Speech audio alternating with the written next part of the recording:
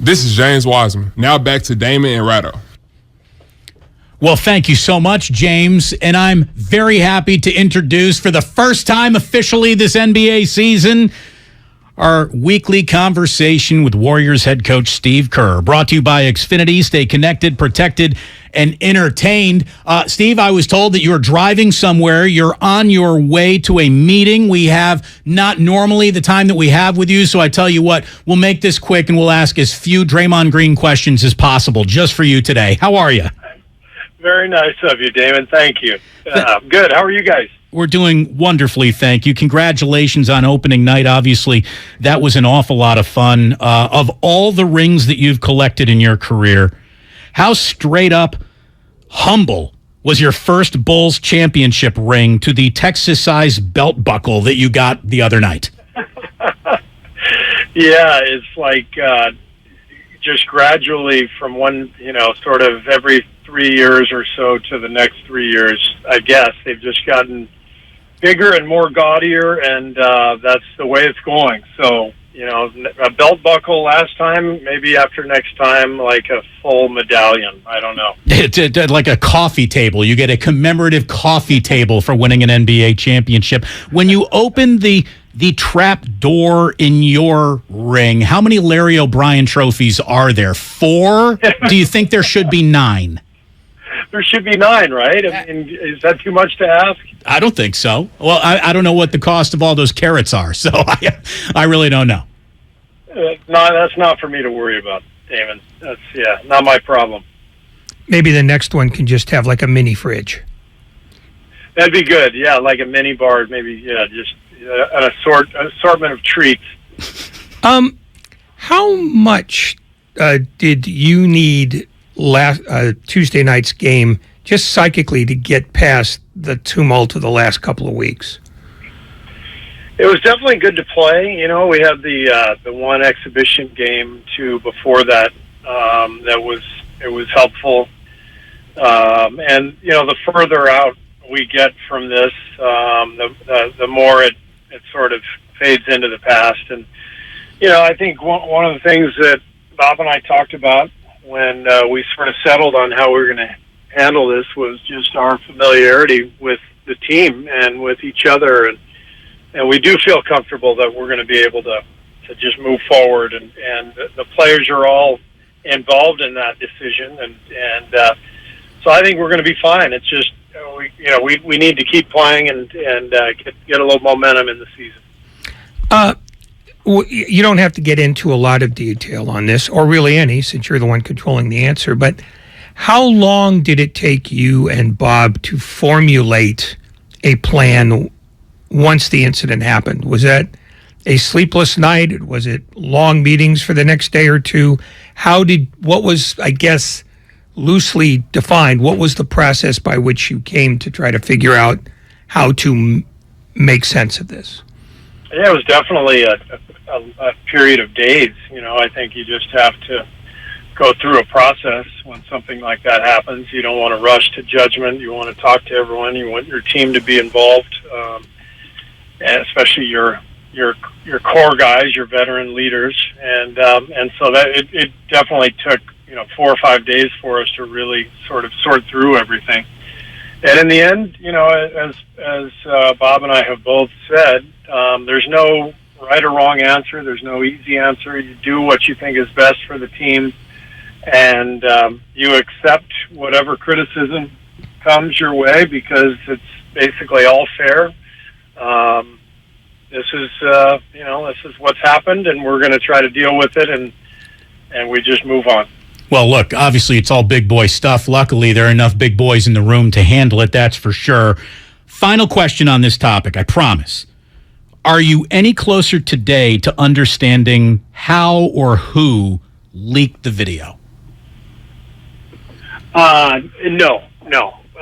And that's, that will all stay behind the scenes. So anything that I did know, I would not tell you anyway.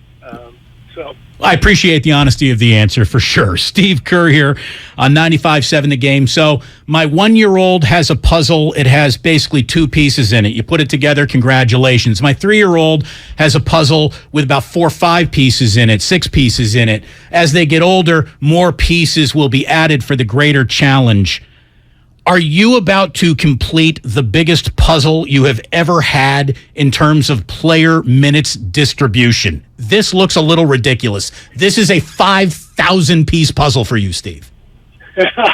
Well, it's good to have options, I can tell you that. I mean, you'd way rather have this issue than the issue of we don't have enough pieces. So we got lots of pieces, and it's it's my job as coach to figure out what that means and how to put them together. It's our staff's job, and I think we've proven over the years with some deep teams that we've been able to handle that. It's not easy. It's not easy for the players. When everyone is healthy and you've got 12 guys, 13 guys who are all capable of playing minutes and who probably deserve minutes, and only 9 or 10 can play. That's hard on 2 or 3 players, and so what we just try to convince our players of is that over the course of 82, it always works out, and it really does, where everyone's going to get a chance, and the whole point is to contribute to something special, and like we did last year, and I think the same thing happened for us last year. You can go down the list, and every single guy really contributed at key moments, and that's what we're looking for this year too. I know it's near impossible to sell patience to someone who's got youth on their side. How difficult is it for you to sell patience and less of a workload to your veterans? I think the veterans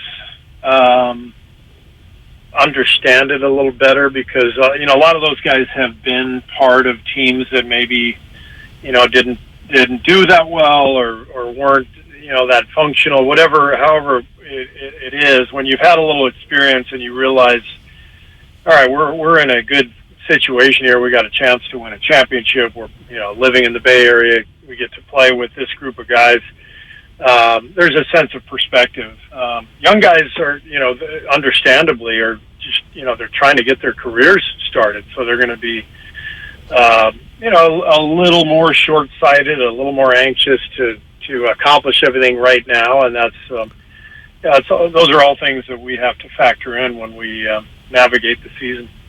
How far into the schedule have you tried to at least pencil in nights where somebody's going to get a night off or somebody's going to get reduced minutes just for load management purposes? Do you go very far down into the schedule to do that, with having sort of a rough idea of when you want to play more Klay Thompson or less Klay Thompson, or do you just take it day by day?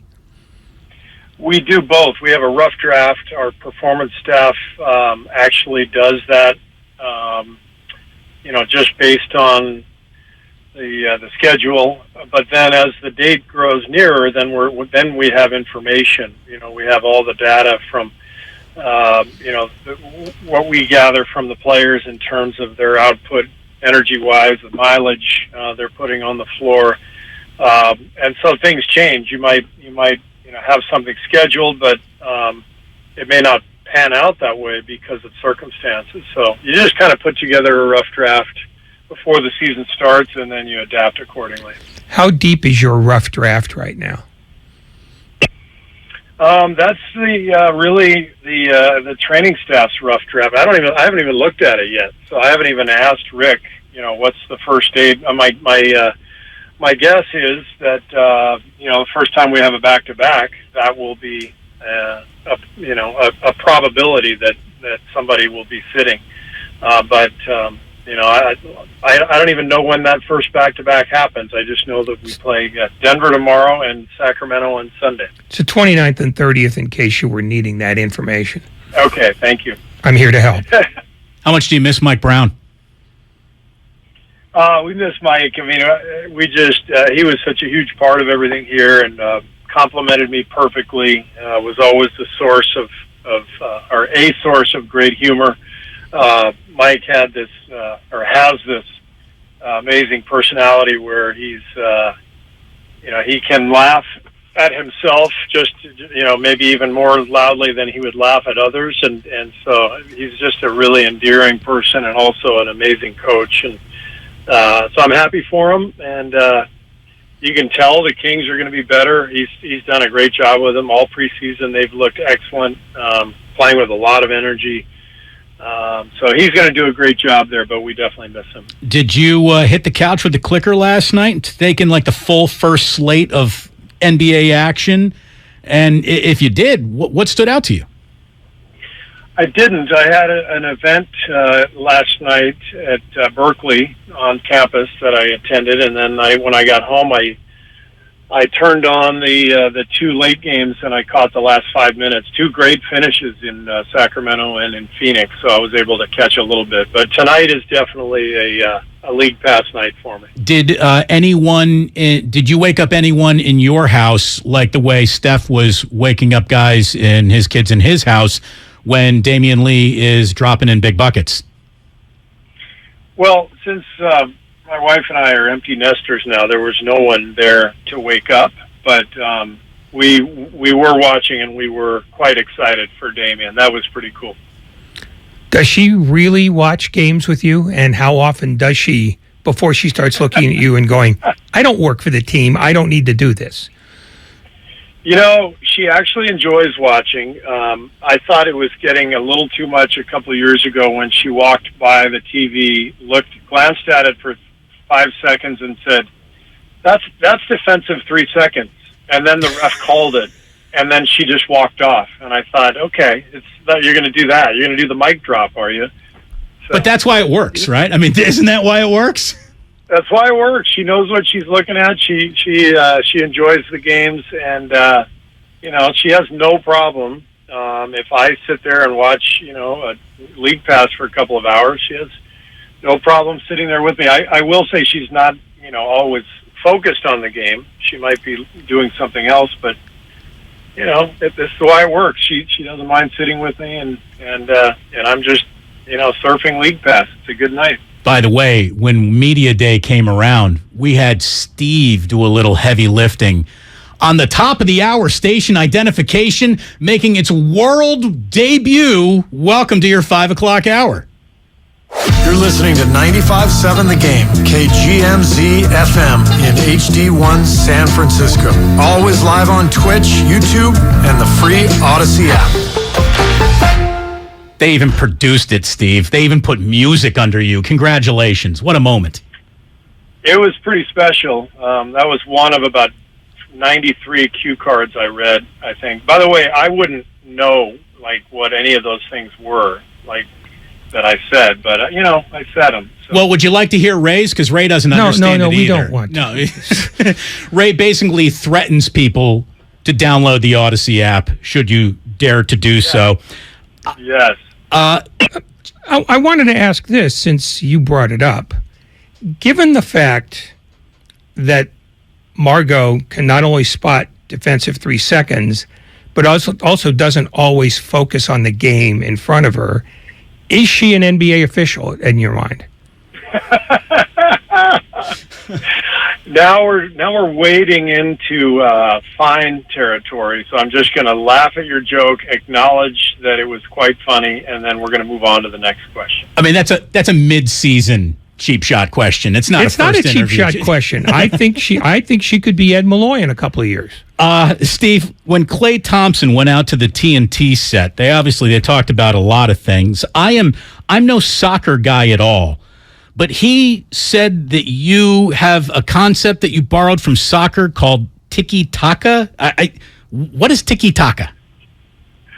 It's a style of play that really revolves on ball control, and Barcelona played. We had a few soccer players in the gym for many years. Barbosa loved to kick the ball around, and I had watched soccer for years, and I was enamored by this story that I read about FC Barcelona, and so I showed some highlights one day, and the whole point is just keep keep moving the ball, keep getting open, but possess the ball. And we have so many threats that each pass sort of compromises the defense a little bit more because they keep having to make decisions and move it. And so my philosophy was similar, just, ball movement leads to defensive breakdowns. And so I really connected to that soccer concept that was referred to as tiki-taka. And so the players, I was shocked that Clay remembered that. That was like 5 or 6 years ago, but I'm glad he did. It still resonates. That's cool. Are you still using that, or have you sort of moved more toward Liverpool's sort of gegenpress? And do you use that with them? Ray, you are in mid-season form. This is our first interview, and I got to say, you're on your game, so this is impressive. I can't imagine how less sincere you could be. Well, to get back to the soccer analogy, you guys know I'm a fan. I really think there are a lot of parallels to the game. I can't claim to be the soccer aficionado, but I love watching, and I see the parallels, and I do think that basketball players who played soccer or hockey or these field sports where it's similar movements and cutting action and working behind the defense. I think it really translates, and it's always fun. We had Pat Spencer on our team who in preseason. He's going to be in Santa Cruz with our G League team. He's one of the great lacrosse players of all time. Really cool story, and there's no question the game translated. Like, you saw him in preseason, he's back cutting everybody, getting all these layups, throwing these wonderful passes, across court to cutters, and it's really fun to see when one sport sort of translates to the next, and you can visualize that. Was he a Johns Hopkins guy, Syracuse guy? Loyola, Maryland. Ah, all right. Well, Maryland, that's a hotbed for lacrosse. Yeah, hotbed. Right. In the time that you've been head coach of the Warriors, you've seen the game change and sort of evolve more toward the things you believe in the most. How many teams don't do that yet? You don't have to name any of them, but has the revolution finally taken over everybody? Is everybody trying to do this, or are there still some holdouts? Or are there people who've moved past this to something else? I think, we've been different because our team is built differently. Draymond is so unique. His best offensive position is point forward.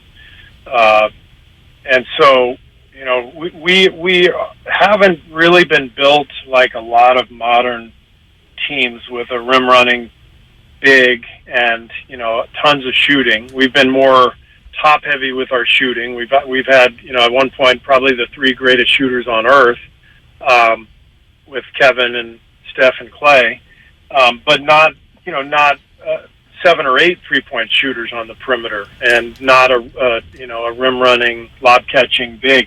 Now we're sort of trending that way. Interestingly, with James is such a threat. Jordan Poole is such a really good pick and roll player. Dante DiVincenzo. So we're actually, I'd say with our second unit, we're playing a more traditional pick and roll style. But, with guys like Draymond and Andre, Andrew Bogut, David Lee, all these incredible passing wings and bigs, we just felt like, to combine that with Steph and Clay's off-ball movement, it just made a lot of sense. But most teams don't have that kind of personnel. Most players like Steph and Clay are one or the other, on ball or off ball. And so it's pretty unique to have the talent that we've had, and we've tried to just play a style that makes that work. Always great to talk to you, Steve. I know you got to get running, and we'll have an entire year's worth of conversation to get into the nuts and bolts of how this team fits together, the development of your young players, and we look forward to talking to you about all of those topics in the near future. Congrats on the opening night. Congrats on yet another ring and a banner. It was great to see it come together, and we look forward to a year of Warriors hoops for sure. Thank you so much. Thanks, guys. We'll talk to you next week. There he is, Steve Kerr. here on 95.7 The Game.